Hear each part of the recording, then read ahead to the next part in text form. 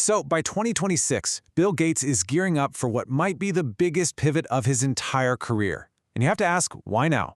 Well, it looks like a perfect storm. Powerful AI is finally ready for the real world, and it's happening at the same time his decades-long ambition to solve global health's biggest problems is kicking into high gear. We really need to understand this move because it could totally redefine his legacy, far beyond software, and reshape the future of health for all of us. For like decades, right? When you heard Bill Gates, you thought Microsoft. But as one observer recently put it, he is officially moving past the software guy era. That chapter, it's closing. And this new one, it's not about how we work on our computers. Nope. It's about something way more fundamental. How we live and how we stay alive. And you can really see the scale of that change right here. On one side, you've got the Microsoft era, all about software, PCs, making us more productive. But on the other side, this 2026 pivot, it's a huge leap into AI for global health and a totally radical new take on nuclear medicine. People are calling it his second act, but honestly, the ambition here, it might just dwarf everything he ever did at Microsoft. All right, so let's break this whole vision down. First up, pillar number one, a massive, and I mean massive, high-stakes bet on AI. It's called Horizon 1000. So what's the deal with the number 1000? Well, it tells you everything you need to know about the sheer scale of this thing. Gates is backing a plan to roll out super advanced AI, we're talking models on par with what you see from companies like OpenAI, into 1,000 clinics across Africa. I mean, that's just a breathtakingly ambitious goal.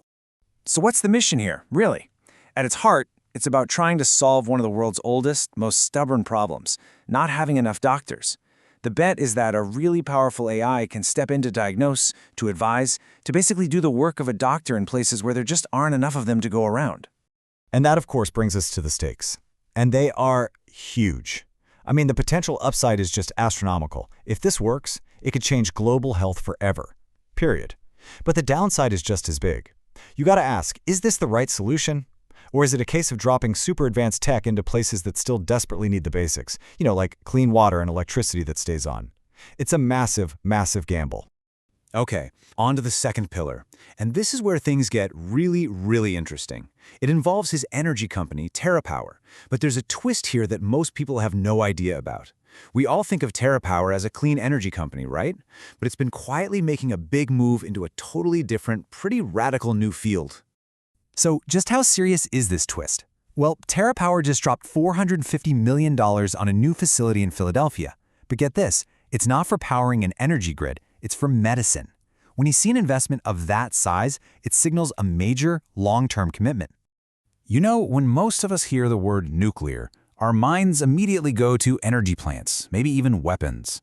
But TerraPower is developing these next-gen nuclear isotopes for a completely different reason. To put it simply, think of them as these tiny, targeted medical tools that can literally hunt down cancer cells in your body and attack them with incredible precision. And the process itself, at least in concept, is beautifully simple. Okay, so step one, they create a very specific medical isotope. Step two, they introduce it into the body where it's designed to seek out and basically latch onto a tumor. And finally, step three, the isotope gets to work fighting the cancer right at the source. This could be a total game changer, especially for those late-stage cancers that are so hard to treat. It's literally using nuclear science as a microscopic weapon against disease. So, whether you're talking about an AI that acts like a doctor or tiny nuclear particles that fight cancer, the common thread here is pretty obvious, right? It's all about, as they say, trying to rewrite the future of how we live and how we stay alive. This isn't just about small improvements, it's a full-on attempt to change the entire game. So when you step back and look at the whole picture, it becomes really clear. These aren't just two random, separate projects. This is one single, unified vision. We're looking at two massive, and let's be honest, incredibly expensive and high-risk bets on using the most advanced technology out there to solve two of our biggest challenges as a species, getting healthcare to everyone and winning the fight against deadly diseases. And all of this leaves us with a really big question, one for all of us to think about. When one person has this much money and this much influence to literally shape the future of global health, what does that mean for the rest of us? Is this the ultimate form of visionary leadership? Or does it represent a dangerous amount of concentrated control over the very systems that keep us alive? That's the question we're left with.